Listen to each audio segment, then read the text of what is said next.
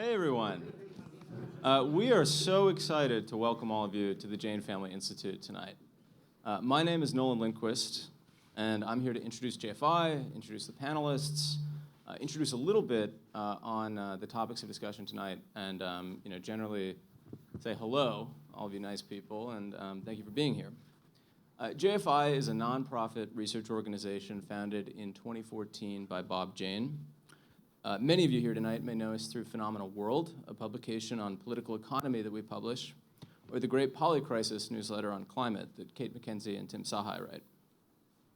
I joined JFI 2 years ago from the investment management industry to help build the Center for Active Stewardship, which is an affiliate project of JFI and one of the co-hosts of tonight's event.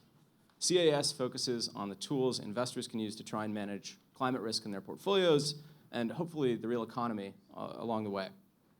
Since then, JFI has been building out a bigger suite of climate efforts, which cut across a bunch of our initiatives, and especially our social wealth program area, which is led by my colleague, Paul Katz, who's here in the audience tonight. Part of that work has been building connections with other teams that are doing important work to try and make the energy transition happen, which is how I personally got to know both our amazing moderator, Melanie Bruesler, who you'll hear a lot more from tonight, and her colleagues at Commonwealth, as well as Advite, and the team at the Center for Public Enterprise, which is a co-host of tonight's event. On behalf of JFI, we are thrilled to partner with CPE in making this event happen. And of course, the happy hour drinks to follow, which will be right down the hall. And please join us after the panel. I'm personally very excited for tonight's discussion. We hear a lot about what the public sector can do to incentivize private sector investment in the energy transition. That approach can clearly have a big impact, and we can see it working when we look at something like the 45X manufacturing tax credits for solar here in the US, which have very quickly brought tens of gigawatts of domestic module manufacturing capacity online.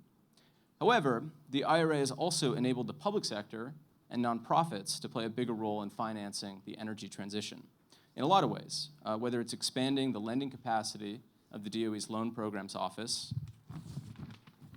funding CDFIs through the EPA's Greenhouse Gas Reduction Fund, or making it possible for non-taxable entities to monetize tax credits from renewable energy investments. So tonight's discussion is really going to be about what these changes mean for the deployment of public capital into the energy transition in the US, and how different players on the ground are figuring out how to put that capital to work. So with that said, I'd love to very quickly introduce our panelists, and I'll try and be brief because you want to hear from them, and probably not from me. Advite Aaron is a senior associate working on energy finance at the Center for Public Enterprise. Previously, he was a research analyst at Treasury focused on green infrastructure investment. At CPE, he works on supporting state and local governments developing programs for funding decarbonization. Steve Boyd joins us from the DOE's Loan Programs Office. Steve focuses on state and local engagement, helping states and cities make the best use of LPO's broad set of programs. As part of this, he also works on developing projects in the areas of distributed energy resources, virtual power plants, utility-related projects, transportation, and port-related projects. David Burton is a partner at Norton Rose Fulbright and an esteemed tax lawyer. He is an expert on the tax characteristics of renewable energy projects, which, as we'll be hearing about in the discussion, are central to project bankability. David also brings a wealth of industry experience to the table, having spent a decade as a tax counsel at GE Capital. Finally, we have Kerry O'Neill, CEO of Inclusive Prosperity Capital, a nonprofit investment platform spun out of the Connecticut Green Bank. IPC provides a wide range of financing for sustainable infrastructure projects, especially distributed solar, and they have a particular focus on investing in underserved communities. And of course, moderating, we have Melanie Bruesler, director of the US program at Commonwealth, a London-based think tank focused on public ownership and greater state capacity as levers for tackling both the climate crisis and the twin challenges of escalating inequality and economic insecurity. So with that said, I'm going to take a seat and give the floor to Melanie and to our panelists, and I'm eager to hear what they have to say. I think it's going to be a really fun discussion. Great, thank you so much, Nolan, and thank you again to JFI, CAS, and CPE for hosting, and for all of you for coming today. So I want to begin by saying, as I'm sure many a panel and happy hour opening spiel this week will note, in August, we celebrated the second anniversary of the Inflation Reduction Act. But I think for many in this room, another anniversary perhaps still looms. Towards the end of November of 2022, Credit Suisse published a report on the IRA, which anticipated that it will mobilize nearly $1.7 trillion across 10 years, which is notable because it's well above the roughly $369 billion that the Congressional Budget Office had originally scored, which I'm not normally one to make too much of a bank research note, but speaking from my own experience, just this moment post-IRA, maybe we all had taken a pause of exhaustion after what had been, almost a year and a half of really exhausting and frustrating negotiations, or even just watching from afar for many of us. But my experience speaking, trying to make sense of the IRA, the reconfigured terrain of climate politics, and the ultimate prospects of meeting decarbonization targets. The fall of 2022 and into early 2023 really felt like this dawning of a post-IRA world, where I think we kind of felt collectively and collaboratively an explosion in thinking and policy development on the questions of, what is the IRA, what could it be, and if I could be a bit fresh, how the hell are we going to do this? In a really generative way, I feel we began to collectively talk about implementation, state capacity, coordination, and the hard task of delivering decarbonization, both as kind of abstract concepts we need to be working on, but also really getting quite granular on how we do that in a creative way. So this question of whether or not this $1.7 trillion figure will in fact end up being realized is precisely what makes this moment of the post-IRA world so significant. It raised a crucial point for making strategic sense of the IRA and its aftermath, which is that we really don't know what is going to happen. The IRA enhanced and augmented our bricklage set of green finance tools and institutions, but it's very indeterminate when all is said and done. What will be the eventual fiscal outlays, projects completed, and emissions reduced? Also, in political economy terms, it is indeterminate what the composition of the US economy and composite subsystems from finance to electricity will end up looking like. This is both because many tools and programs leave us subject to both public and private investment decision-making to actually undertake projects, but also because it opens possibilities for expanding the scope and scale of public coordination and composition of the economy over time. As Nolan noted in his remarks, a critical aspect of this is that the IRA has enabled the public and nonprofit sectors to play a much more direct role in financing the energy transition by expanding the lending capacity of the DOE Loans Programs Office, both quantitatively and qualitatively, funding nonprofit lenders through the EPA's Greenhouse Gas Reduction Fund, and making it possible for public and nonprofit developers to monetize tax credits. The great Nathan Tankis has referred to the IRA as a fiscal window, capturing that the IRA is not a spending package per se, but a decade-long opening for ongoing public spending in specific sectors subject to recipient demand. I think we can expand this and think about the IRA and the post-IRA world as a period, like a wider opening for green systemic transformation. If we know anything about the political economy of finance, it's that one mode or path of transformation occurs through the fiery dance between structure and agency, where actors respond to and act within and against structure, transforming the terrain and ecosystem of institutions and the system itself over time. And so I'm very excited to learn from this amazing convening of practitioners who are each in the trenches of project development and financing, taking the new or enhanced tools that the IRA offers and trying to get dollars out the door, complete projects, and ultimately, hopefully displace fossil fuels. And so the ambition of this panel today is to perhaps dawn a next phase of post-IRA sense-making and world-making. What is the emergent post-IRA green financial system? And with it, the green state starting to look like? What are barriers and next steps for us to all, make the most of the post-IRA window of opportunity? So I'll kick it off to our practitioners.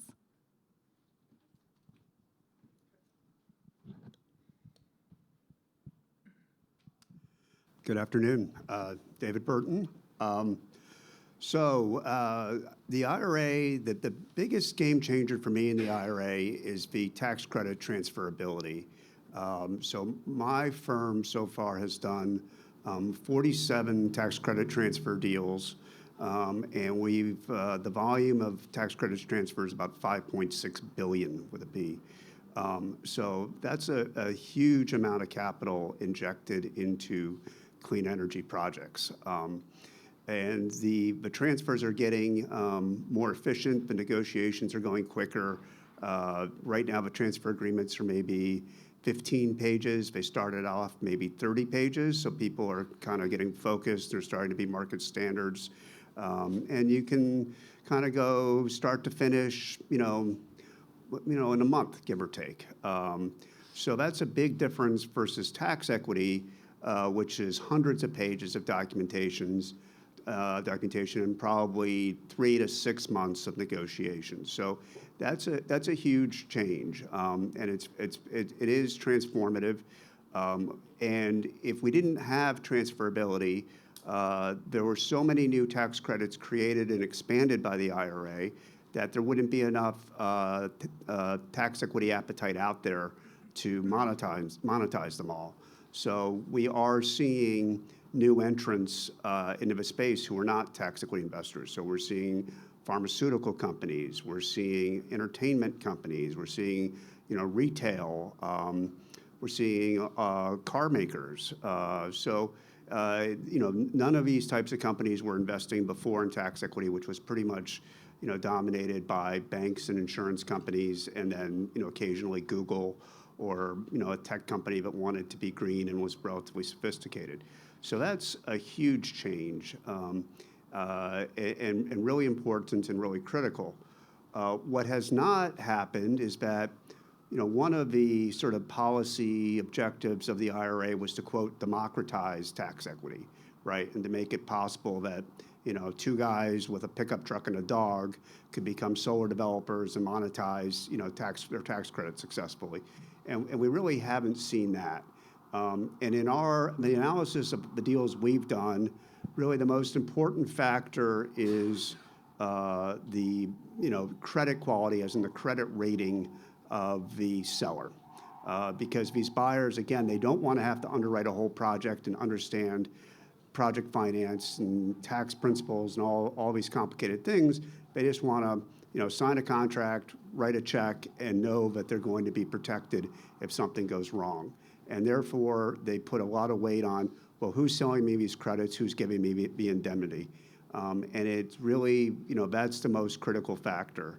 So we've seen, kind of a high price of 97 cents on the dollar and a low price of 83 cents on the dollar, with the 83 cents on the dollar being, deals without an investment grade indemnitor and without tax credit insurance. We have seen tax credit insurance stepping in to allow parties who don't have an investment grade rating to sell credits and provide an indemnity, because the tax credit insurer says, okay, if something goes wrong, there's this insurance policy here, and it will pay out. And there's now 10 brokers offering tax credit insurance. So there used to be one, and there were 2 or 3. Now there are 10, and we're seeing a lot of deals with it. Some of the online platforms like Crux, which wants to be the eBay of tax credits, says that they're seeing tax credit insurance in approximately 70 to 80% of their deals. We're only seeing it in about 20% of our deals, but we are doing probably larger deals with higher quality sellers. That may be an explanation. And I think the expansion of tax credit insurance is a good thing, and I think it does let new entrants into the market, but it's still, it's still not really democratization, because if you are a small company trying to compete with a big company and you have to pay the tax credit insurance policies, typically the premium is one-time premium upfront that's equal to about 2 to 3% of the maximum insured amount. So if you have to, take 2 to 3% of your proceeds and pay that for an insurance premium, it's going to be very difficult for you to compete with somebody who doesn't have to do that. It seems like a small number, but over time that adds up and compounds, and you're going to fall behind. I guess finally, what I'll say about the IRA and then hand it off for other people's thoughts is that, it is pretty much a lot of sponsors have said to me, really the IRA has just allowed us to stay at status quo. That due to the increase in interest rates and the supply chain problems and the increased cost of equipment. If we didn't have the IRA, we would be out of business. But the IRA is basically allowing us to tread water and be where we were before the IRA when interest rates were lower and equipment costs were also lower. As we all know, the Fed cut interest rates by 50 bips, and hopefully that will filter through and make projects more economically attractive and kind of actually see a net gain versus where this industry was before the IRA. But right now, it's just been allowing companies to kind of tread water and stay where they were, given the equipment cost increase and the increase in interest rates. So there's a lot more to the IRA, obviously, but those are kind of my high-level initial comments, and I'll hand it off. Great. So a little warm in here, by the way. So take off your jackets if you need to. Yeah, that's what I did. So I'll keep my remarks a little shorter. Totally agree that tax credits and the transferability are a huge game changer. We're also excited, though, about the new capacities for government-led loan and investment capacities like we have at LPO, but also through the GGRF set of funding that's gone out to create new levels of capacity amongst green banks. And then we're very excited about, over time, what we can do to help build up state-level capacity, the launching of new green banks at the state level, things that LPO is doing in other parts of the federal government to help catalyze progress in that area. A lot of leadership CPE has had on this front. We're excited to be working with them and many others here. So those are some of the things that stand out to me. That was fast. Maybe let me talk about the barriers that we're focused on, and I'm going to do my homework. You guys gave me homework. The barriers that we were focused on, and what new resources we have and what that means, what we think it means. We invest in a lot of different asset classes at IPC, and they're all small scale, way smaller than what David and Steve are involved in. A typical solar project might be 150, 300 kilowatts, and maybe it would go up to 1 or 2 megawatts. So very close to the ground in terms of supporting communities and developers. And our dream is maybe not 2 guys in a truck, but those small to mid-sized solar developers that are going to grow and develop. We received one of the multi-state Solar for All awards, $249 million, exclusively focused on community solar and multifamily solar. And because we're multi-state, we're really focused on building the capacity of solar developers to scale innovative project models that have historically been super hard, with all the multiple meaningful benefits like community ownership of community solar, or community benefits agreements, apprenticeship programs, bringing in storage, and on multifamily flowing the benefits to the tenants, all hitting a 20% savings target across the country. So what Solar for All does, in combination with the CCIA, we're part of the Green Bank ecosystem and the community development ecosystem, so we'll also get resources out of that.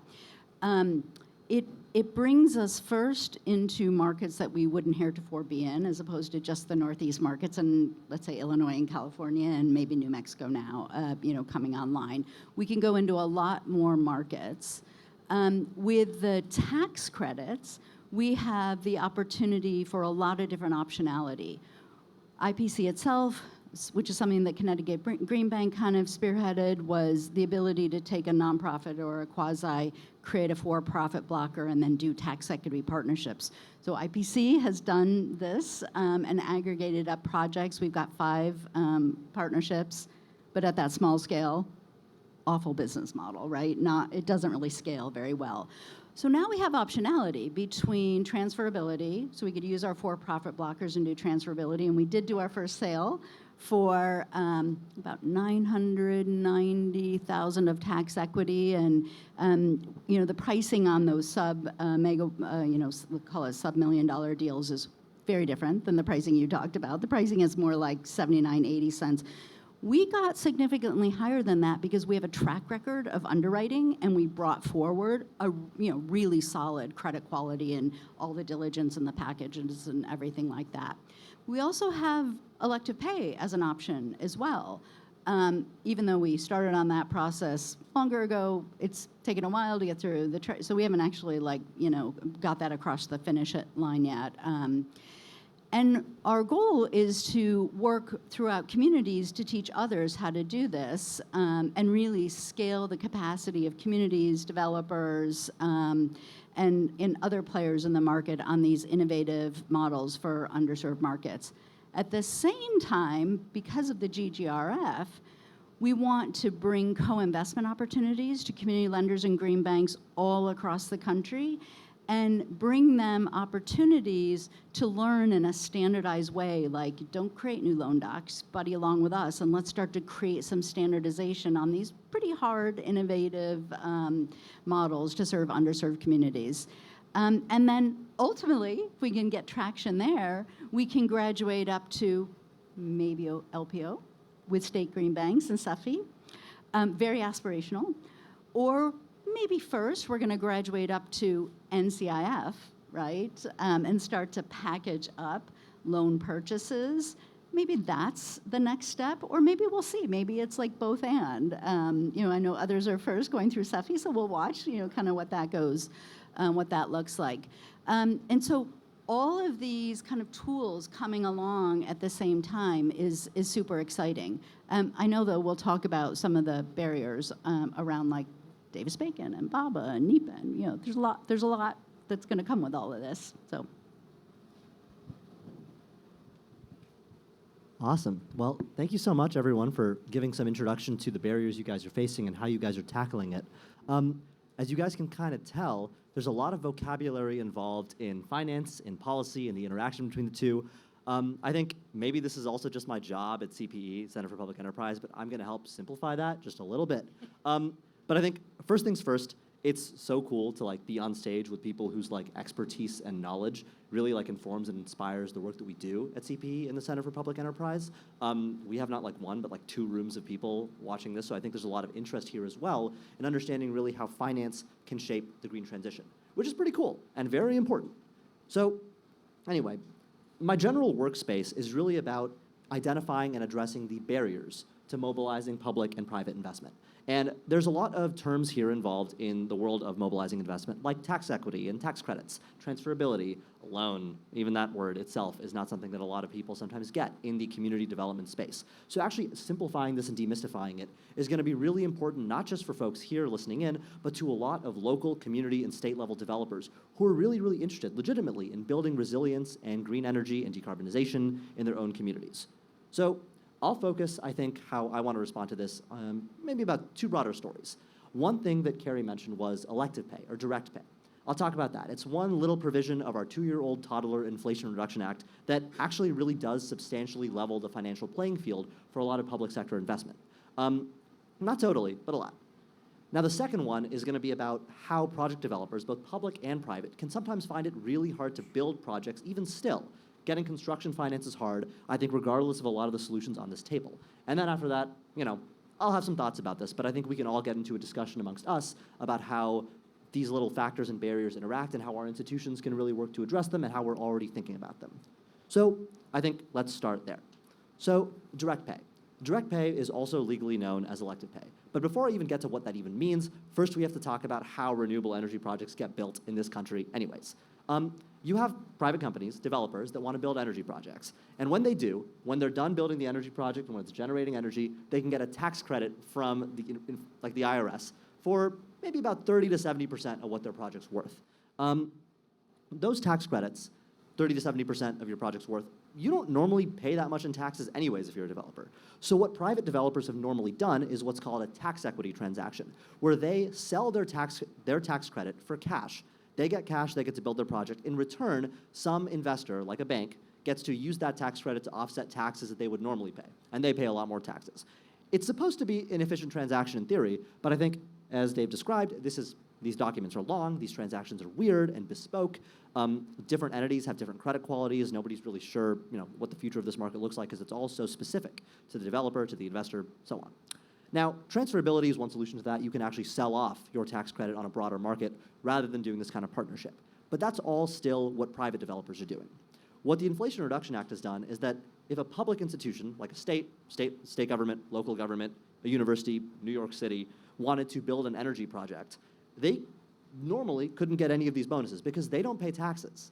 But now they actually get this instead in the form of a direct check from the IRS equivalent to that 30 to 70% of their project cost.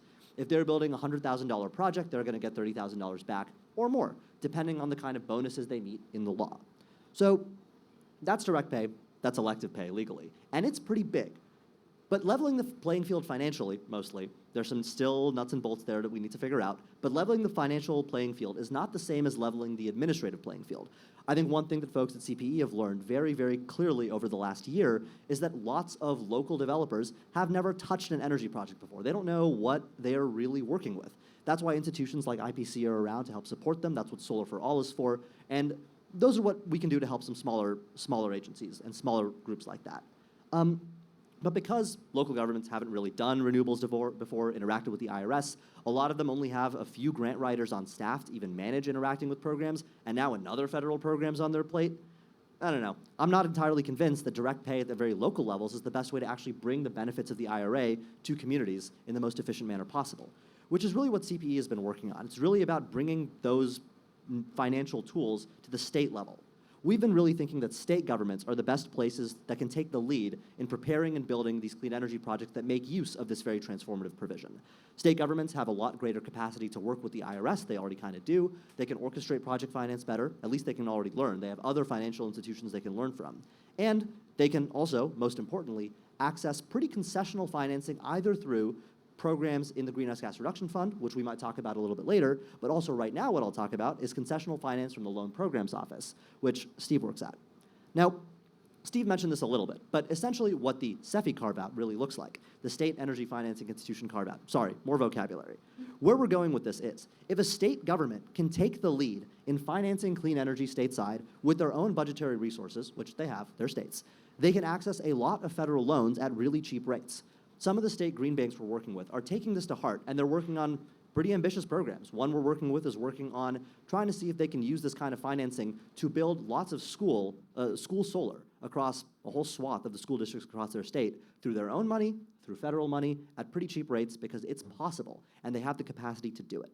Also, all of these green energy projects will earn direct pay, which makes them far easier to finance than they once might have been.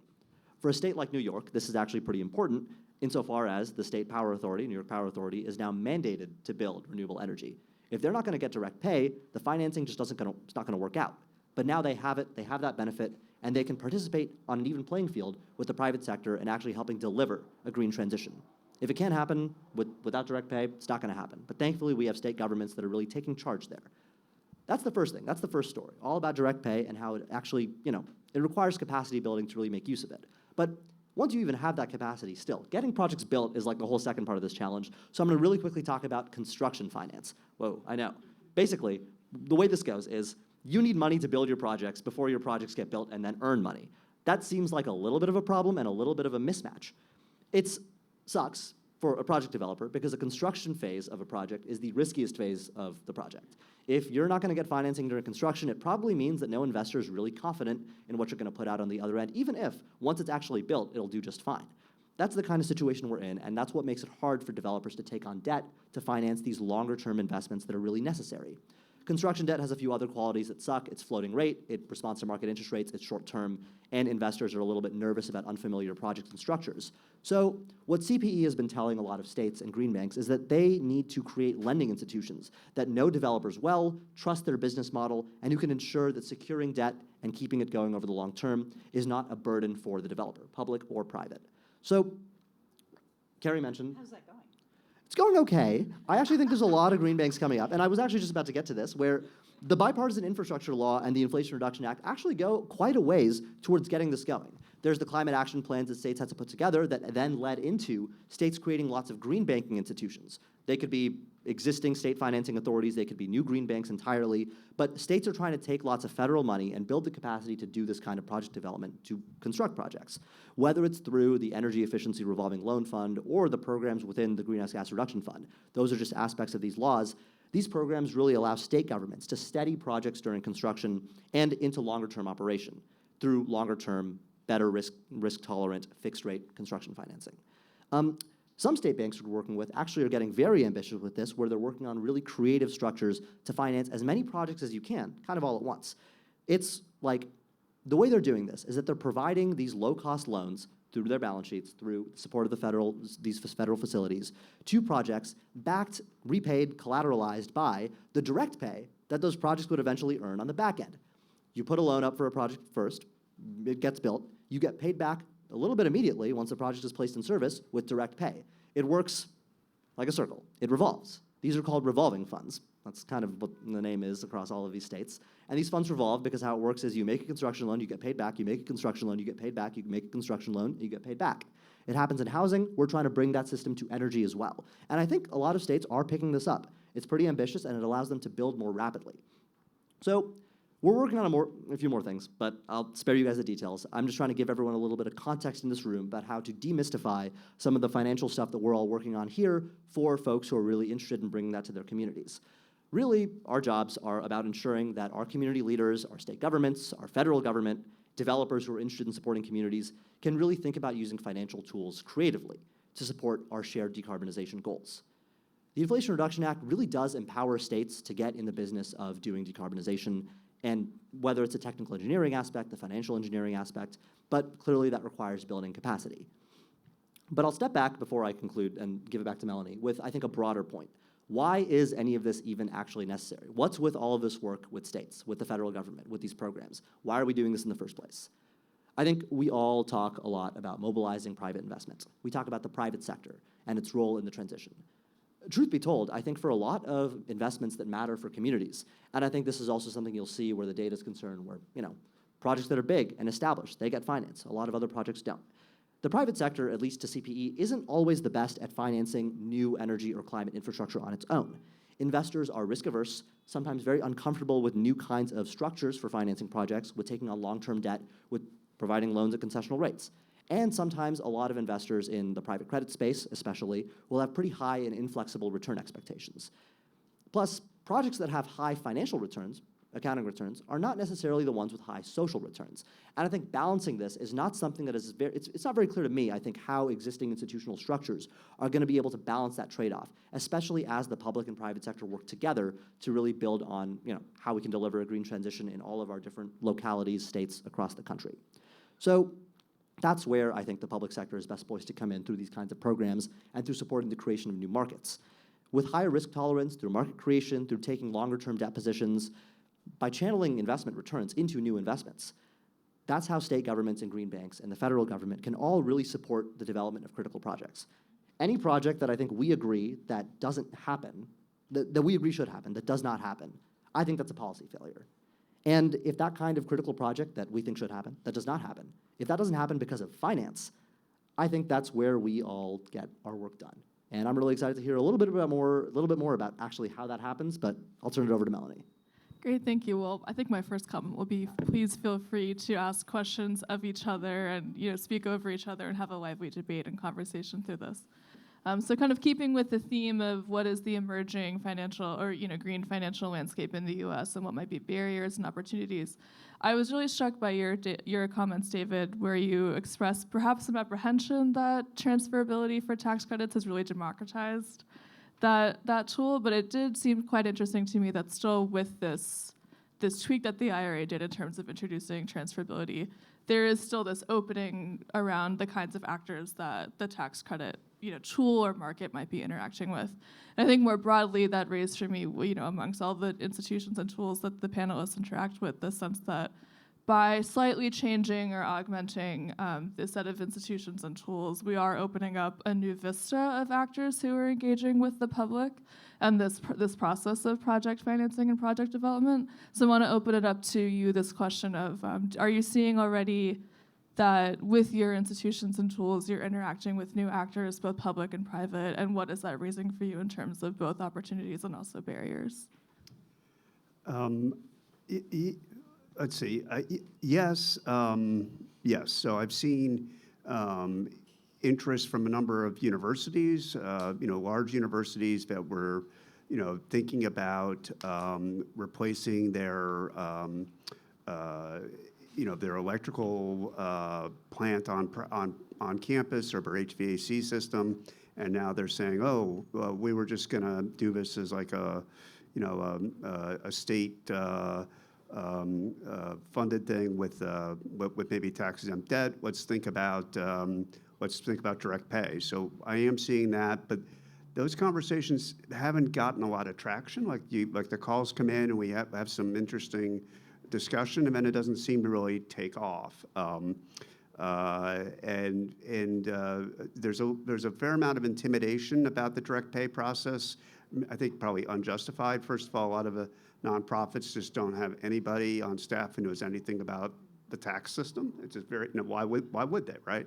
And then there's the time it takes. So, I just did a whole bunch of tax credit transfers in connection with September 15th estimated tax payments, right? And so corporations were willing to buy tax credits to offset their estimated tax payment, but some of those tax credits won't even be fully generated until the end of the year, right? With direct pay, you have to, place the project in service. The tax year has to end. You then have to make multiple filings. The IRS has to process those filings, and then you get your check. So so rather than getting it before the tax year is even over, you're getting it well many months after the tax year. So there's a real time value of money issue, which is why we're seeing, for instance, carbon capture projects and 45X projects, which is the manufacturing credit for making solar modules or batteries. They have the option of either direct pay or transferability, and we've seen them all pick transferability just because of time value of money. But even though they're going to get 95 cents of a dollar, let's say, the time value of money of getting that sooner rather than later, and the concern about the IRS process made that the choice they went with. So I think transferability is well launched, but I think direct pay is a bit of a work in progress still.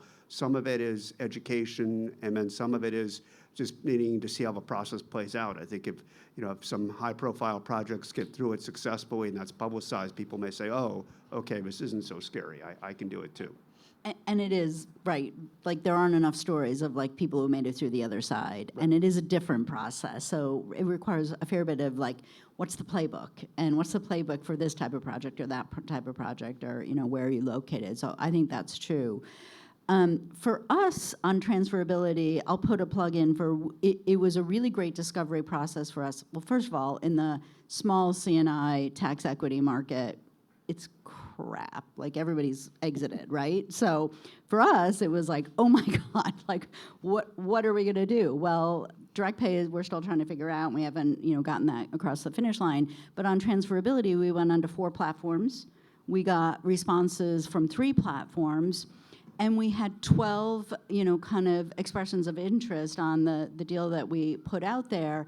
And so, and all of these were new players for us. And some of them were like, family trusts. And it was like a range of players. And so we found that hugely valuable and hugely hopeful that we could access these other players. Before, like, there was no way to access them in a tax equity partnership. And so, transferability isn't great for, time value. If you need the cash, it's awesome, right? And I think direct pay is probably going to be better for us in the long term. But I do think for those in that smaller part of the market who are going to be really hard-pressed to do a traditional tax equity partnership, there is really great discovery, and you are finding new folks, which is really awesome. Yep, absolutely agree. I totally agreed that, totally agreed that we're very early in all of this. It's just evolving, and I think we're seeing, though, really interesting groups of different types of project partners coming together. We've got a lot of states working with us on even direct loan strategies in which they would put together a special purpose vehicle, receive a loan from LPO, and then use that to finance a portfolio of similar projects. So those kind of structures, but it's all very early and evolving. So too early to give a prognosis on all of this, but it's really exciting, and there's great resources to work with. In terms of obstacles, although there are some, and there's some fundamental things there that need to be in place to make these meaningful investments that have the right impact for the country. At LPO, we have teams that work with our applicants regarding how to address Davis-Bacon, prevailing wage, to address things like NEPA process, the environmental review process, and all of that. So we have pathways and ways to make all of this work. I think that it's an exciting time, and we're eager to be working with our partners to put this stuff together. LPO is only one of the many pathways to work with. We're only doing projects that are very large, so an LPO project basically has to be above $120, $130 million in total size, and loans that we issue need to be in about the $100 million range. LPO lends to, at a maximum, 80% of a total project size. That's how we get to that math of 130 million plus. And so not very few projects, aggregate, very few projects out there are of that size. But states, by putting together portfolios of projects, can potentially make more possible, and we're excited to do that. Great. Advait, did you have a comment on that question, or should I jump to another? Sure. I think one thing quickly back about the transferability markets, direct pay, and kind of the options that I think a lot of local institutions looking to develop energy have.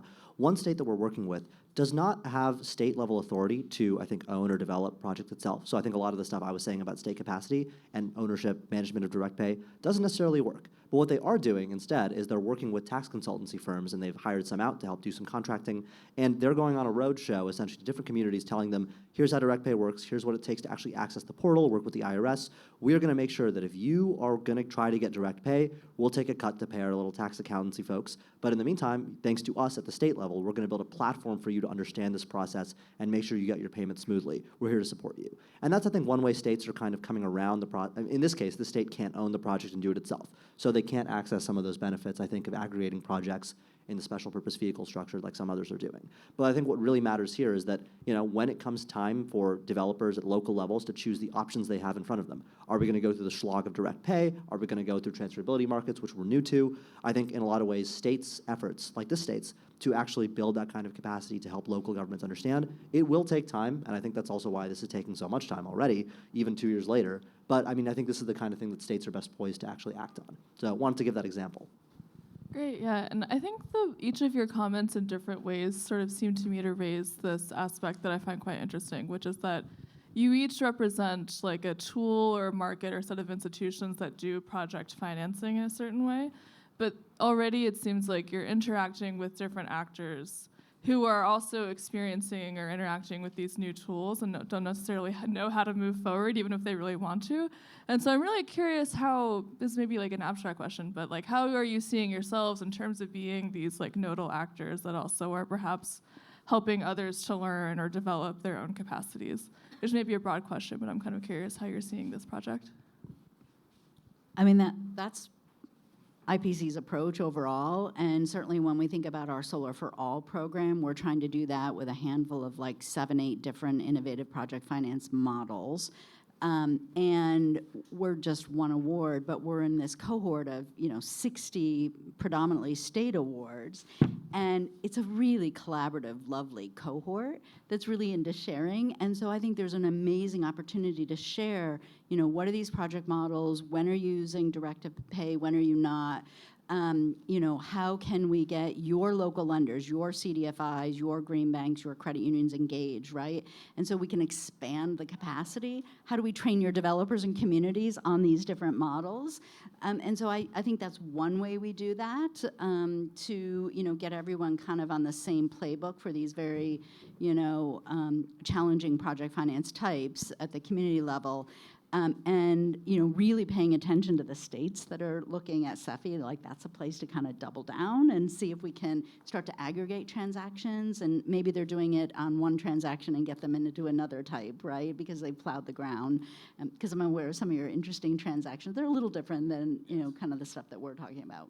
Yeah. I would add that we're constantly doing work with holding webinars, often collaborative webinars to show concepts, models, best practices. We've been doing a lot of work to get states that are developing project concepts that are not all the way through our system, but they're willing to begin talking about those approaches to put forward those ideas to help other states get in motion on this.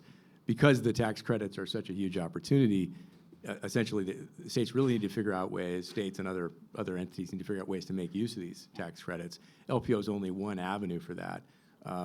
We think there's some robust ways that we can be helpful, but it's not the only way. And so it's great that there's multiple folks that work on finding ways to really bring power to this new channel. There's also a huge kind of TA ecosystem. Some of them are nonprofit, some of them are for-profit, and you know, getting them all, you know, kind of teed up to train communities and states about how, you know, all these different tools and how to piece them together. I think that's another big one. Right. I mean, we've seen the work that RMI's been doing, also with CPE, a bunch of other groups. There's been playbooks put out now, all very recently issued. Great content. I think some of that stuff may be being shared in some way here today. There might be a QR code thing somewhere that yeah, maybe you want to speak to that. Yeah, so we do have a bunch of event resources from everyone here. We all do actual work in this space, so we thought we'd share a set of links afterwards. If you signed up, you get it in your email. Don't worry about it. What I will say about, I think, some of the work that like it takes to train entities to help train other entities, it can kind of feel like it's like turtles all the way down, where you need technical assistance organizations to train other ones to train other ones. And I don't want to say that's false, but what I will say is that like I think there is a lot of real work happening to educate people on one thing that is really new about this particular set of investment strategies. These are about investments. It's not really about grants, not as much anymore. This is about making markets. This is about finding financing. This is about understanding loan structures. This is about taxes. Doing finance like this is not really something a lot of local entities, communities, and local governments alike have really done before. Even some folks on my team, folks on other people's teams, I'm sure, have gone out to local communities and found that developers there, or at least like community developers there, have been so used to federal competitive grant programs, local grant programs, state programs, underwriting on grants, that they haven't really once thought about what a financial model looks like. Not that they don't know the idea of a financial model, but how do you even construct one? What does it look like? What does it look like to put a solar model on an Excel spreadsheet and actually cost out what this is going to mean for your balance Training sheet? on the pro forma models. Yeah. And the cash flows. And that's something that CPE kind of helps with. Other organizations are also doing a lot of, actually more than kind of. I mean, we are very much trying to make sure we can build that knowledge. But I think like there are new, it's not even just that there's all this training to do. There's new skills to learn, which is I think really why we're trying to make sure states can create platforms that they can also centralize project ownership. We're making sure that actually like we're trying to get everyone to think in a different mentality about the way that these projects work. The Greenhouse Gas Reduction Fund, I think, is a big example. It is a giant pot of money that goes out to a lot of different actors around our economy for a few different purposes. But there's three different groups. There's the Solar for All tranche, which I know you've got. And there's the National Clean Investment Fund tranche, which is a lot bigger, and that is for actual like loans, equity investments, credit enhancements, making markets. That's really about making sure that everyone receiving that money can turn their assets into investments in such that, you know, this money can be recycled. And leveraging the private sector, leveraging private capital. Leveraging the private capital. And I think that's one of the, so it's in the statute of the law that the Greenhouse Gas Reduction Fund has to leverage private capital and make markets. That's actually something that we've written a little bit about, and I think maybe this is a good opportunity to bring you all into conversation about this. Were the sectors that the Greenhouse Gas Reduction Fund money is concerned with in this particular like market-making tranche? It's net zero housing, it is electric vehicles and e-mobility, it is distributed energy resources. I think distributed energy and rooftop solar is, I think, one place where the private sector has already had a lot of financial involvement in, especially in states where it's advantageous to do rooftop builds. Not all states, and that really depends on local state economy, investment barriers there, gets a little weird. But the other two sectors, net zero housing and e-mobility, those are not really sectors where, to my knowledge, the private sector is really doing a lot of local, small project kind of work. Also because small projects are hard to do, maybe I'm wrong here, but also because these sectors are not entirely like, you know, markets are not made for them. So where GGRF money, Greenhouse Gas Reduction Fund money, can best play that role is I think maybe these green banks and community development financial institutions are actually able to get into the process of trying to originate and prepare projects themselves to bring co-investors into, to familiarize themselves with new structures, new federal financing techniques, new financial model pro formas. It's a whole new world that even private investors have to get familiar with. But first, the public sector, I think, needs to build the capacity to understand that world. So, I mean, the CCIA program, which I'm already forgetting what does that stand for? I think what, Community Choice Clean Investment Communities Yeah, Investment Accelerator. So that's the money that goes out to community lenders, CDFIs, credit unions, green banks, through the hub nonprofits, and you can get up to $10 million. But most of those CCIA programs have a private sector leverage requirement on it. OFN just released their program this past week, and they're looking for a 2.5x, private sector leverage on the $10 million of grant capital that you're going to get to do one of those three project types. And so, I think that's going to be scary for some CDFIs, let's say. It'll be obviously less scary for green banks. But that's going to, force commercial lenders and other capital to, kind of come along and get comfortable with the underwriting, which is, again, going to just overall expand the capacity. I think the rub there, though, on CCIA and Solar for All that we should acknowledge is each of those programs can only serve low-income disadvantaged communities and projects, only. And the economics of those projects are super challenged. And so in this interest rate environment, yes, we got 50 bips, but it's going to be hard. I mean, we're looking hard at that 2.5x leverage ratio for Opportunity Finance Network. It's going to be hard to blend in capital at the current commercial terms and think about what sort of projects and what part of the country we're going to be able to pencil. So that's an issue. Great. And so I think we'll turn eventually to the question of, concrete barriers and also what capacities you need to be building both in the public and private sectors to be kind of moving forward.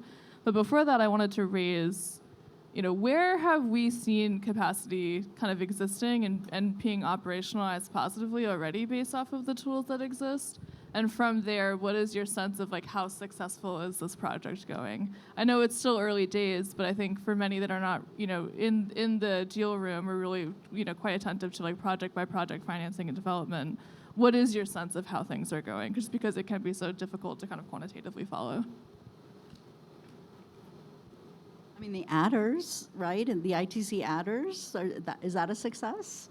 And Well, explain. Not everyone I know that means. Oh, Jesus. I feel like you should explain it. I mean, in the 30% on the solar side, let's say 30% tax credit, everybody gets that. But if you, there are a number of different adders that can get you up to 70% if your project is located in an energy community, which is a designation of a, I don't know, you do that. Yeah, so I'll jump in, yeah. And then I can talk about the success. Yeah, so the first one is domestic content. So if you have domestic content, you go from 30 to 40%. Currently, you have to have 40% domestic content for most projects. Offshore wind has different percentages, and those ratchet up each year. At first, the domestic content rules didn't really work at all. We weren't seeing, they were so vague, and how do you tell if something's domestic, and what if it's made partially in Thailand and partially in Texas? Like, what do you do with that? And it was very unworkable. The IRS has now put out safe harbors that work pretty well for solar, onshore wind, offshore wind, and batteries. But everything else doesn't have a safe harbor. So, for instance, I do a lot of work with geothermal heat pumps. There's no safe harbor for that, even though it's very much, U.S. job creation. Most of the parts are made in the U.S. Obviously, when you're installing it, that's being done by U.S. workers. And I helped that industry propose a safe harbor to Treasury, which we haven't heard back about yet. But that's a little frustrating with domestic content. So domestic content is kind of a mixed bag. It's working in some areas, but not others. Then there's the energy community adder, which is another 10%, and you get that for either being in a fossil fuel employment community. So you only needed like since 2009, I believe, and one of those years you needed 1.7% of the jobs in your statistical area to be fossil fuel or industry jobs. And then you have to, in the year before the project's placed in service, you have to have had, or before it started construction, you have a choice which one you test. It has to have had an unemployment rate in that statistical area at least equal to the national average, right? Because they don't want to be subsidizing projects in Beverly Hills or the Hamptons, right? So that works pretty well. The IRS has put out pretty good guidance.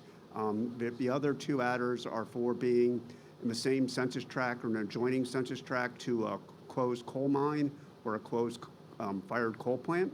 And there's tables, you can look up your census tract, and that works very well. It's very clear. There's no unemployment aspect of that, so that's very black and white. And then there's the brownfield adder, whereby if you're building on a brownfield site, you qualify for this additional 10% as well. And that's and there's a little bit of ambiguity as to what it means to be a brownfield site. That's defined by CERCLA, which is the Superfund law. And basically it comes down to there has to be some sort of contamination that would make it more expensive to redevelop the site. But nobody really knows quite how to measure more expensive, and does that mean, $1,000 more expensive or $1 million more expensive? So there's some vagueness in that, but we're seeing some of those projects get done, and it is interesting that you now have people going out and looking for contaminated sites, right? We actually have to kind of retrain the consultants who do the phase 1 studies to say, is there something here? Is there something here? Because they're kind of used to downplaying it. We're like, no, don't downplay it. We want to know about it, emphasize it.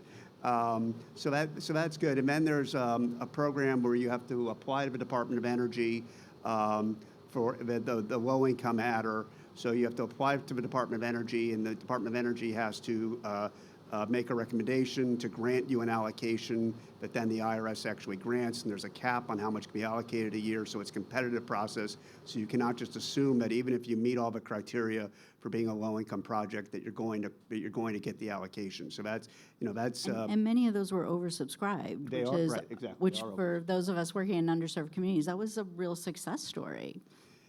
Can and- we do more? Right, and one of those is a 20% adder. So that's how you get so you could get to 70% if you got domestic content. So you're at 30, your base amount is, let's say, 30. You then get domestic content, that gets you to 40. You're then in an energy community, so it's brownfield or a coal community or this fossil fuel employment thing I was trying to tell you about. So that gets you to 50. And then if you get the 20% low-income adder, and to get that, you have to share the financial benefit of the project with low-income households. That can get you to 70. I have not actually seen a 70% project. I don't know if I you have- have. no, So it's a 50%. bit of a unicorn. Yeah. It's like theoretically. 50%. Yeah. Theoretically possible, but I'm not sure, and I'm also not sure that, I don't know, obviously not your department, DOE, but if DOE, you have to tell DOE what other adders you're going to qualify for. If you're already got 50% in adders, I don't know if you're going to be all that high on DOE's list. They may say, well, we'd rather help a project that's not getting any other adders than give you 70%. So those are the adders. I would say on that that we are excited to work with states who would use both LPO support and direct pay tax credits so that you could have a situation where states have a project that's heavily covered by the direct pay, 50%, and then the LPO resources coming in, and this is enabling the state to have a result, say, where they're taking a direct loan for a portfolio of projects where those projects are put in place, they are completed, the revenues flow in from that, the loan is repaid, and you actually have funds remaining that can lead to actually a post-LPO's involvement, an ongoing fund there, revolving loan fund in effect that's state-led and goes forward, kind of that vision of sparking a new wave of green banks in the future. And I'd say, just to the broader question of how's the progress going and what's happening overall. What we're seeing, obviously, I think the whole wave of all of this support out of Bill and IRA in general, we've seen this massive pull, a tailwind that's driven, in general, further momentum in clean energy investment from the private sector, even amidst higher interest rates, right? And now as interest rates go down, this should improve further. At LPO, we have over 200 projects in consideration, proposals totaling to over $300 billion of project cost.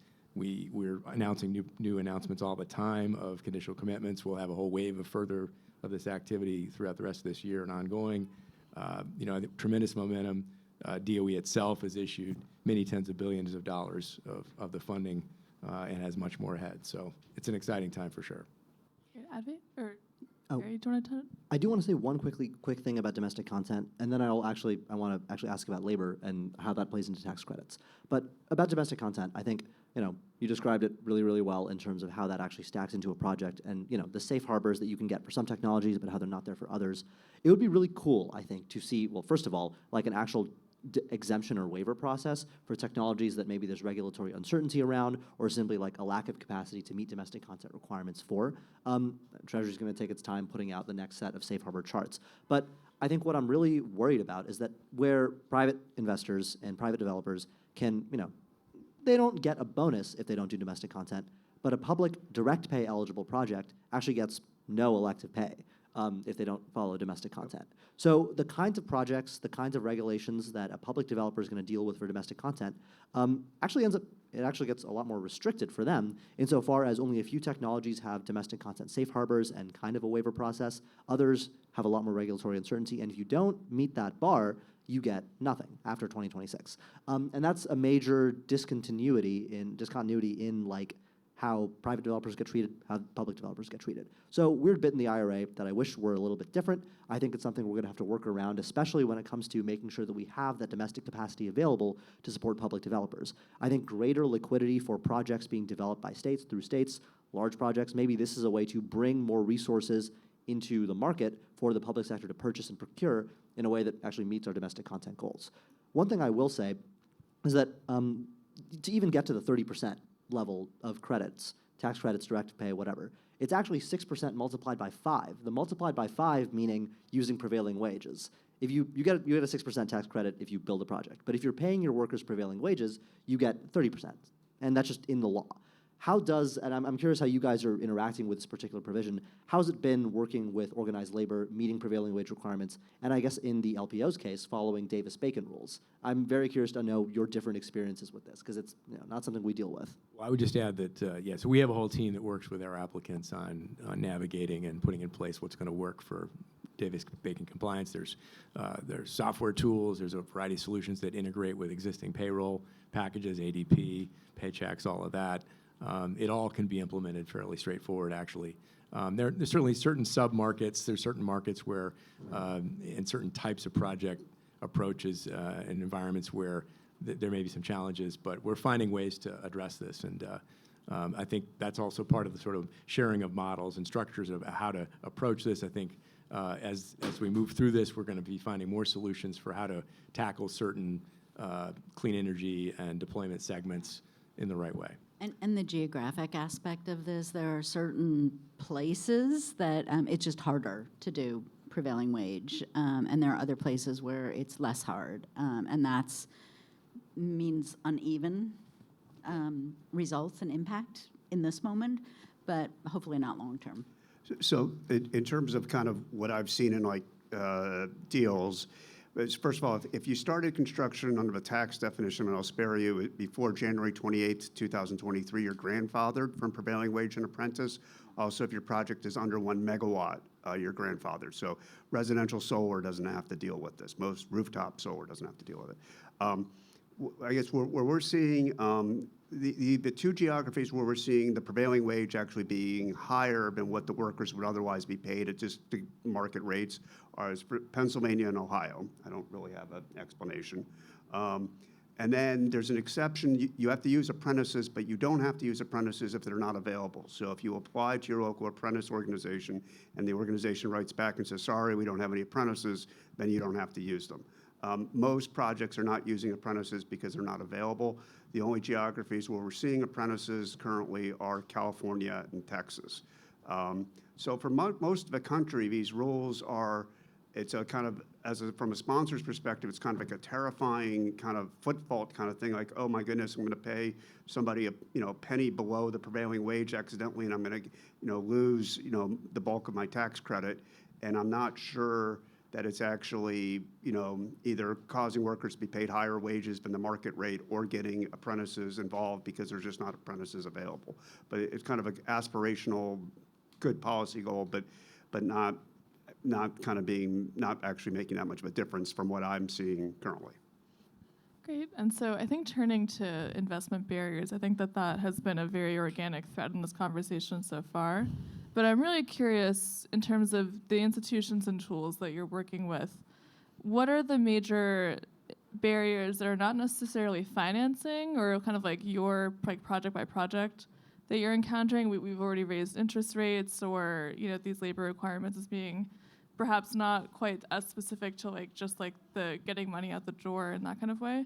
But I'm curious that question of going from that problem, then also do you foresee ways that through these existing tools or kind of more small scale development, you could be addressing these barriers? Or are there other, from these problems, do you see the need for kind of bigger transformations or institutional development to be addressing them? in order to be kind of moving forward with these projects? Well, interconnection queues are a huge problem. So Surprised that hasn't come up already, to yeah, be so honest. ERCOT is terrible, MISO is terrible. So projects sit for years and years and years waiting to be told that, yes, they can interconnect and it's going to cost this much in grid upgrades. And it's just a very, very slow process. And many projects just die on the vine because, the developer just runs out of money and can't, doesn't have any certainty as to when it's going to get addressed. So the FERC is working on interconnection reform. There's a lot of, people are aware of the issue, we're trying to fix it, but it's still a huge, huge problem. Well, and so what do you think should be done? I think part of it is we need more like a national standard. A part of it is just sort of like each of these ISOs, grid operators have their own rules and their own process, and it just there needs to be a better national standard. And then you have the problem of kind of phantom projects of, I submit a project because I kind of hope, but I don't actually have the financial wherewithal, or I don't have the land or whatever. I'm missing something, and my project's sitting in queue and taking up space, but I actually can't build that project. And then I get up, and then I come up to the top, and I'm like, oh, I'm sorry, I don't have it. My bad, and addressing that, and then people are working on it. But I think some sort of federal level kind of oversight, national reform, standardizing it would be helpful. But it's a hard problem.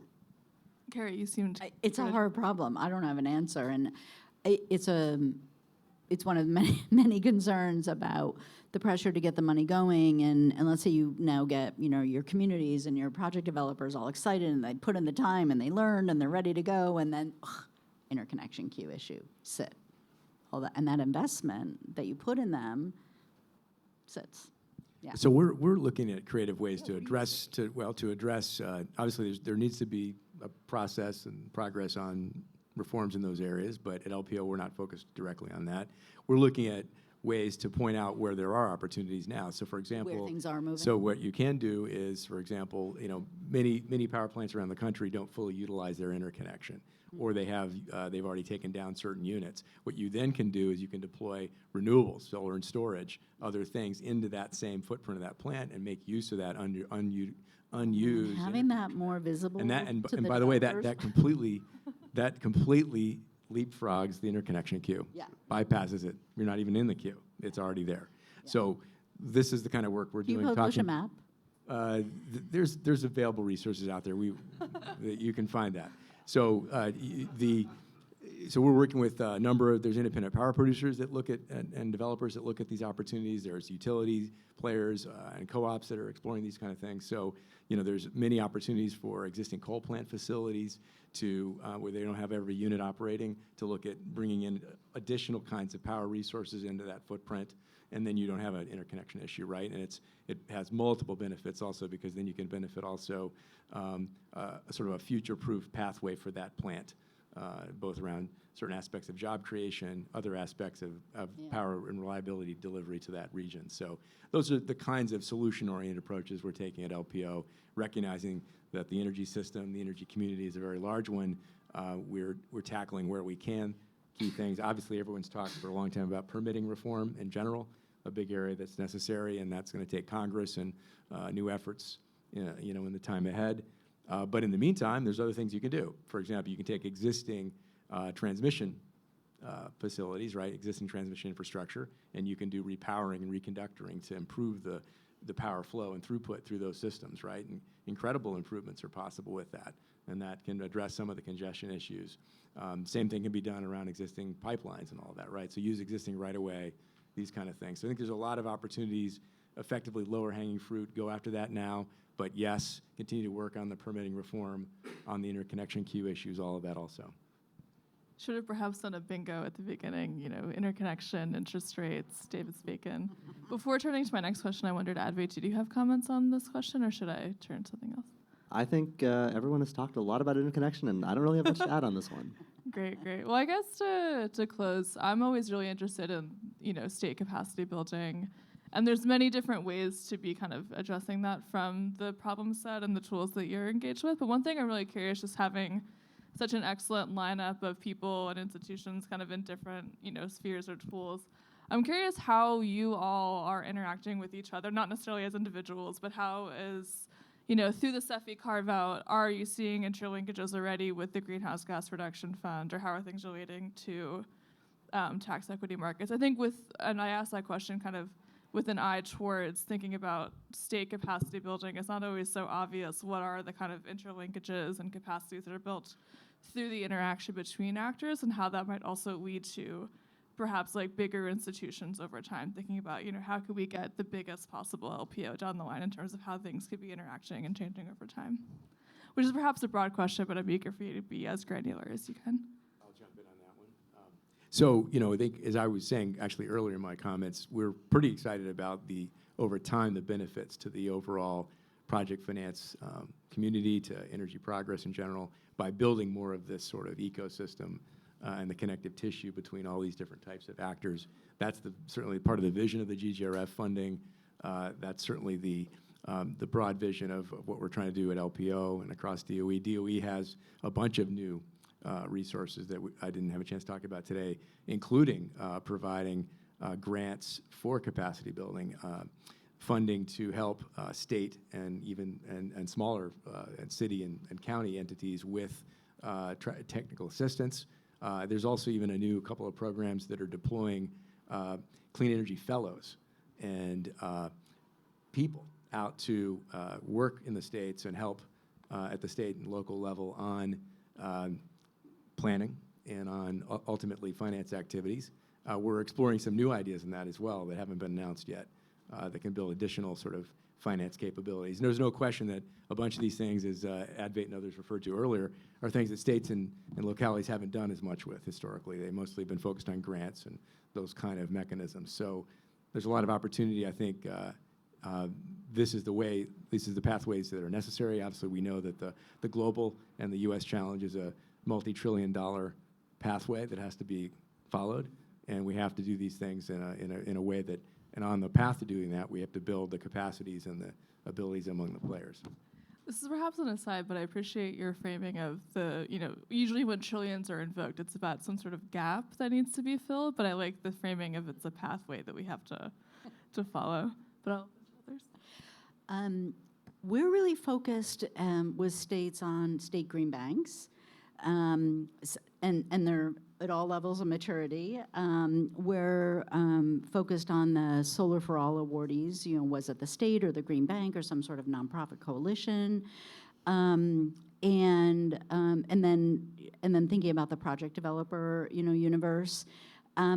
Some states are doing really cool things that are maybe not super obvious, or maybe they are to you. But they're doing things like working with their credit union leagues and their CDFIs to get them ready to apply for the CCIA funding. And then, like, if we hear about that, then we know, wow, we can bring them co-investment opportunities across a range of investment types, and maybe even provide some standardized products and platforms to those lenders directly.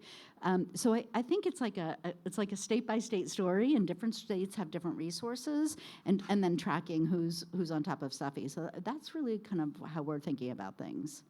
I worry about not all states are equal. I worry about that.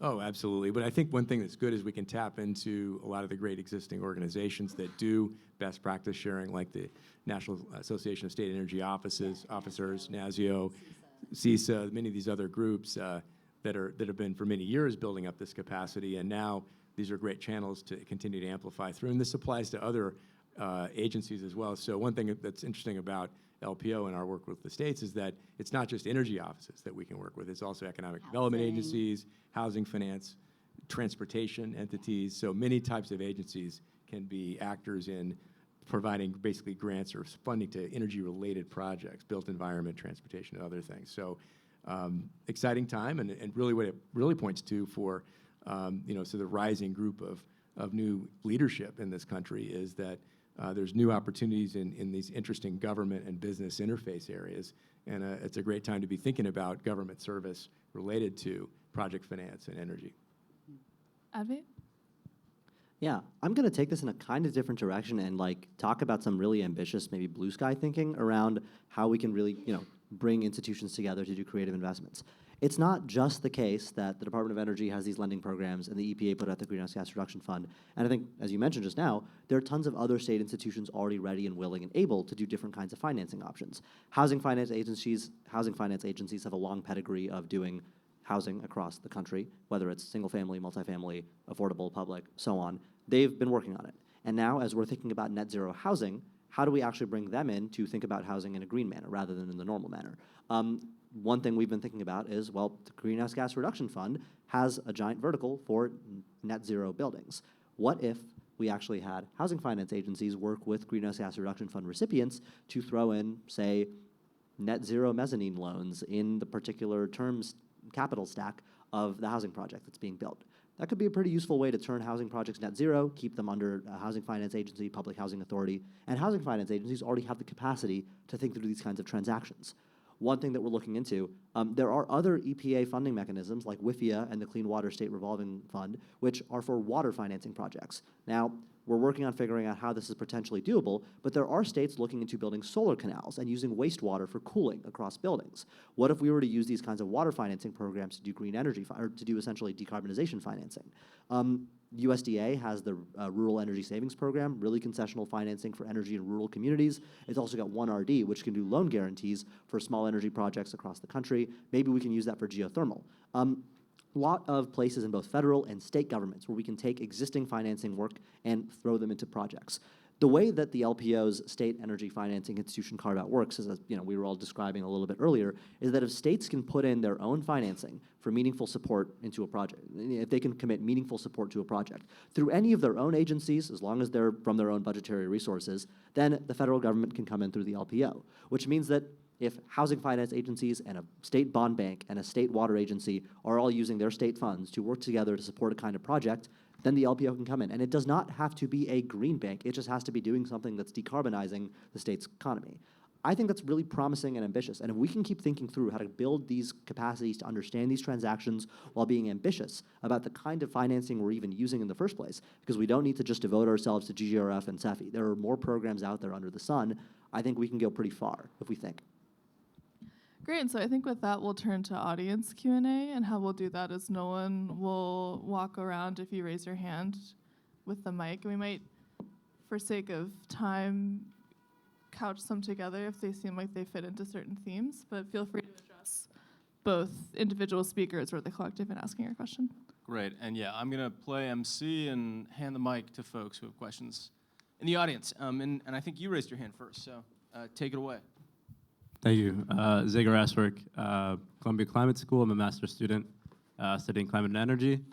My question has to do with chaining in the tax credit market, and specifically looking at the transferability market and looking at how public institutions that are direct pay eligible can take advantage of their status to be participants in the market, and how maybe that can expand the market and potentially get closer to that democratization that some of you guys were talking about. Thank you. Yeah. Yeah, and before we get into answers, if folks with questions could keep their hands up so I can sort of scan the audience and keep an eye out, that'd be great. Yeah, Treasury at first said a hard no to chaining. So chaining would be, corporation buys tax credits, corporation then transfers the tax credits to Columbia University, for instance, or an endowment or a nonprofit. Then the nonprofit applies for direct pay. So that's chaining, whereby the nonprofit is being inserted just for its direct pay qualification. So Treasury said no at first. They said a hard no, and then there was some pushback, and they said, okay, well, we'll entertain comments. If you come up with comments that can justify why this is a good idea as a policy matter, we'll consider it. There have been a few comment letters submitted, not a lot. I personally have trouble kind of seeing, from a tax policy perspective, seeing like a good policy justification for it. So I'll be surprised if Treasury backs off of its no, but it is willing to consider comments at this point. So we'll see.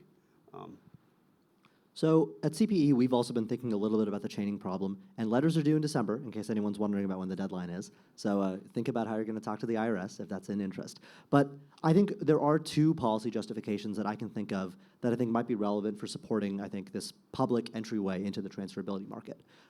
Right now, transferability markets are looking pretty good, especially for investment-grade projects that have good offtake, that have good insurance. And, you know, at least from Crux data, and then from what we've been talking about today, it looks like pricing's fine. But there was a moment, actually, a few years ago during the pandemic where tax revenues collapsed, the economy was kind of, you know, in free fall for a little bit, and prices for tradable tax credits that are already on the market, that are not energy tax credits, were very bad. You were not going to get 90 cents for your dollar. You were going to get much less than that, even. There's a world in which the economy is not always this good in the tax credit transfer market, where maybe it's useful for public entities to be able to step in and say, we are happy to purchase your tax credit, and we will monetize it for elective pay. And in doing so, we can provide a floor on the market when things go bad. I think this is very much like a green bank turning into a public option for private developers who might otherwise be burned in the case of the market going wrong when they're trying to build projects. If the economy goes bad and necessary projects don't get built because someone can't sell off their tax credit in a transfer market, I don't know, maybe that is a policy failure. I think one thing that we're coming up to in the next year and a half, the Tax Cuts and Jobs Act is coming back to Congress, and there's going to be a world where we are having a lot of tax negotiations. So in like the world of like tax credit finance already, housing finance also relies on transferable tax credits. It's a little bit different, but these are called LIHTCs, low-income housing tax credits, and the markets are not entirely the same. But what happened when the Tax Cuts and Jobs Act was passed when Trump was elected first was that, well, corporate tax rates, a lot of tax rates across the economy were lowered, which means the value to a investor who pays a lot of taxes in, you know, actually spending on tax credits and housing plummeted. They are way less incentivized to put their money into the housing market, the affordable housing market, because their tax rates are lower. There's less of a tax liability to offset with credits. It's just not looking as, you know, not as much of a good deal for them. In a world where we are not sure exactly what the future of the tax situation looks like, I don't really know how to predict this. It's not my exact, like, lane, really. But in a future where we don't know what this looks like, I think it's very important to justify that we should probably have some kind of public put option on the market where developers can be assured that their project can still go through on the transfer market in case something goes wrong. It's a good opportunity for green banks to play, and in a world where tax credit negotiations make it such that maybe the market doesn't get necessarily better for tax credits, where, you know, investors paying a lot of taxes don't want to offset their liabilities, that the market stays afloat, essentially. I think that's my policy justification. Mentioned Nathan Tankus in her opening remarks, and so I think I owe him the mic. I don't know about that. I was just I asked permission to come into the first room because the second room was overflowed. I didn't mean to rush the line. I wanted to pick up that last point about monetization, because it seems like once you're at that point, we've reached such a circuitous position where, you know, a tax credit at the end of the day is just sort of a bad form of money. So once we're monetizing the bad form of money, why are we just not using money? There's a system like that. There's some institutions that are good at that. That they kind of worked that out before the IRS started building a direct pay system last year. So I talk like the bigger picture of tax credits as a form of money, as a bad form of money, when we have much better tax credits. They even, you can go pay your court bill or whatever with it. So I think the question is, you know, why subsidize clean energy through tax credits? Until recently, the U.S. was pretty unique with that, right? So most countries didn't do it this way. Now, Canada has passed a kind of comparable regime, and countries in Europe are talking about it. So they're actually copying us while before we were unique. And it's just sort of a shortcut in that the IRS already has the infrastructure, the rules, the audit function, the tax return function, and that it's just easier to use the IRS where all of that already exists than to say, okay, we're going to create this new thing, right, which doesn't have 100 years of history and doesn't have 8 volumes of regulations. We're going to create this new thing, and now we need rules for it. And how are we? What happens when you break the rules? What is the enforcement mechanism to be? The IRS has an audit function, has rules about audits. We know how that works. So it's just kind of a shortcut of, okay, let's use the existing infrastructure rather than create something different. It has many flaws. It's imperfect. But it's kind of what we have. It's also a political compromise here, whereby you have people who are kind of green-oriented like it, and people who are in favor of lower corporate taxes like it, because it's basically a corporate tax rate cut. So you kind of get a coalition together, and they say, okay, well, we'll vote for us, and that's how things get passed through Congress. So it's a function of our politics and a function of the built-in infrastructure. So. Yes. Thank you. This has been a very interesting discussion. My name is Ben Hoff. I'm a mechanical engineer. I work for a lithium battery infrastructure company. I feel like around my company and others in the space, there is this question of funding for pilot projects. Obviously, what we've talked about so far is technology readiness high, stuff that's ready to be scaled out and big projects. It seems like there's this gap from what I'm seeing in you've validated the technology at a lab level, you've done a couple small private demonstration projects, and now you need to build something at scale. And people don't believe that you can do it because you haven't done it, but then nobody believes you, so then nobody funds you. I'm curious about where government or any other sources of funding can add to this particular issue. So we have a couple of key offices at DOE that deal exactly with these issues. And so at DOE, we often think about a continuum of technology development, technology readiness levels, and we have R&D funding programs, and we have lab level activities. I'm sure you're familiar with all that. We have some new capacities now that are kind of in the middle there, the area, the zone you're talking about. We have the Office of Clean Energy Demonstrations, which is a new office and has a new set of programming and grant program offerings to help projects move forward at pilot scale and implement pilots. We also have the Manufacturing and Energy Supply Chain, MESC office, which is focused on furthering forward new emerging technologies and developing out the capacities here in the U.S.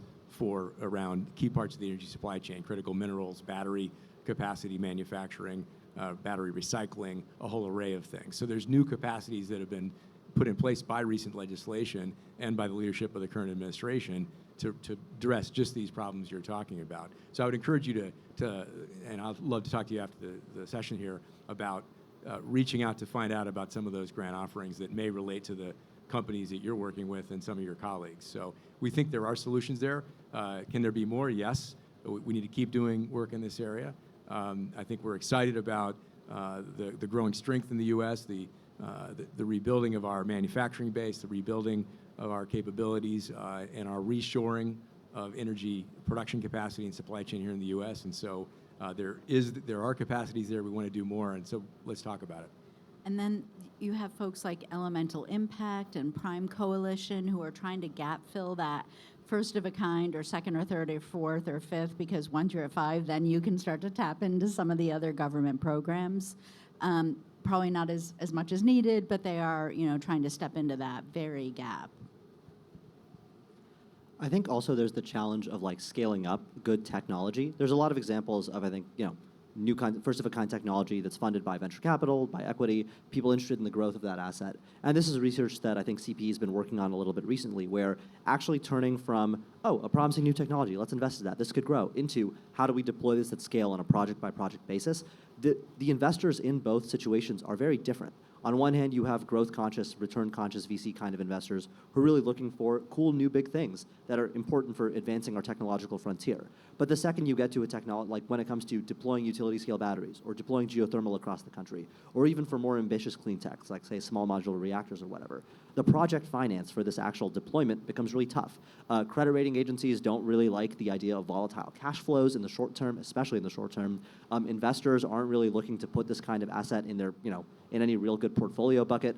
And there's more to say about this that gets into the complexities of investment strategy design. But I actually think this is one really ambitious thing that public finance hasn't really gotten around to doing just yet, which is really to do better asset management for this kind of deployment problem, where insofar as the public sector could potentially be better tolerating of more volatile short-term cash flows, could better plan out how new technologies fit into our existing system. There's that issue with green steel that came up in the news. Is Cleveland Cliffs going to accept the $500 million grant to make green steel? They don't know if it's even going to be purchased by off-takers. I think that's another place where public sector assistance can really support deployment in a way that makes cash flows look better, even if they're slightly volatile, can make leverage look better in case that's a concern for investors or credit rating agencies. And I think really making sure that that transition from interesting and important and deployable first of its kind technology actually gets deployed. So that's my investment strategy take on it.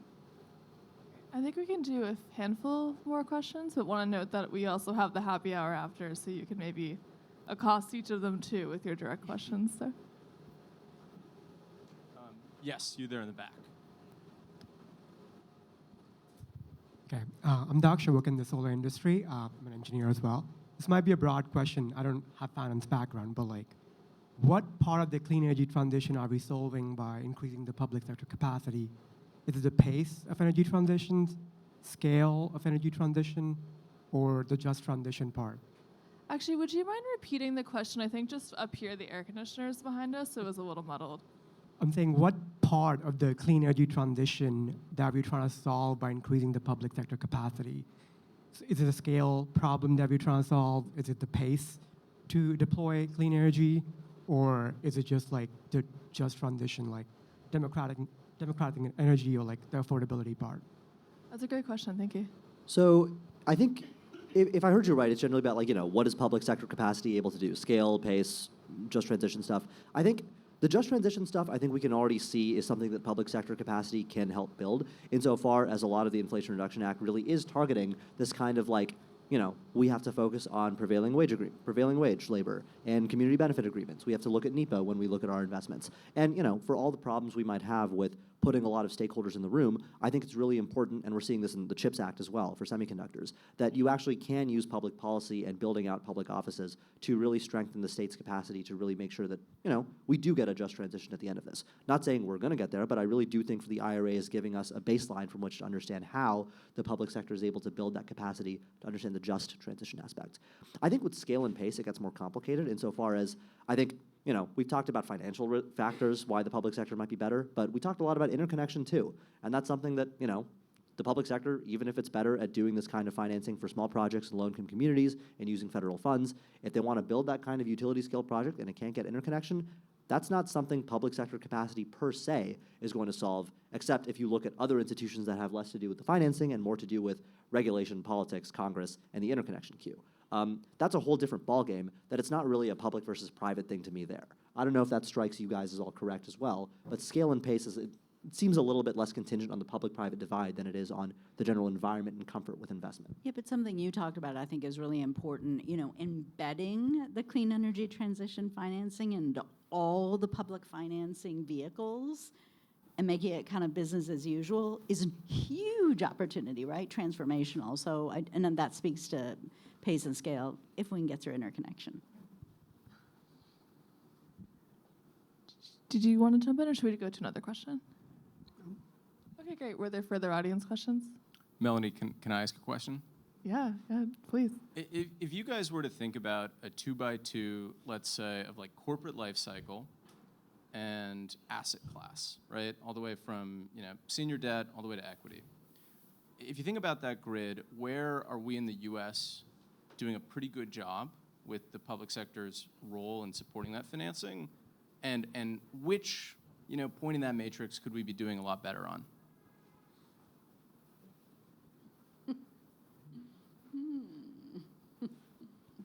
You stumped us.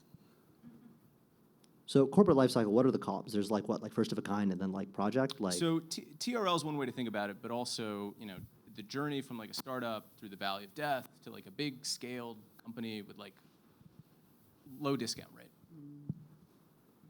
I mean, at my scale, There are so many project developers who can't get off the dime. They don't have working capital. They don't have so many different things. And so I see an opportunity there at the smaller scale, right, to use these. So we're kind of like nowhere at the beginning, but we have a lot of tools, and we should be able to address that. Yeah, I would say that's right. That I think we're at the beginning of a new wave of efforts here, and I think part of the discussion Company here, creation, right? right? I Like, think what's going on here is that we're, these are recent authorities that have been added, recent levels of new capacity, new time, and the groundwork's being set for building better capacity across all these levels of progress. There's some segments where a lot of great results have already occurred in. We could look at a number of areas where the U.S. has strong leadership in clean energy capabilities, and where the systems are working really well. We have some new areas of opportunity now, and I think that. But I think yes, in this area of, I think we're doing well on the ability to scale well-proven technologies, or already pilot-proven technologies like we're doing at LPO. I think we're working hard on developing out the middle there. There's new. I think we have new ways to build up this capacity that we have now, and I think the game's early. The game's early on this. I think we're getting stronger in all this stuff. So maybe we'll be able to come back to this chart at the next session. Do we have time for further questions? I'm asking you as the JFI rep.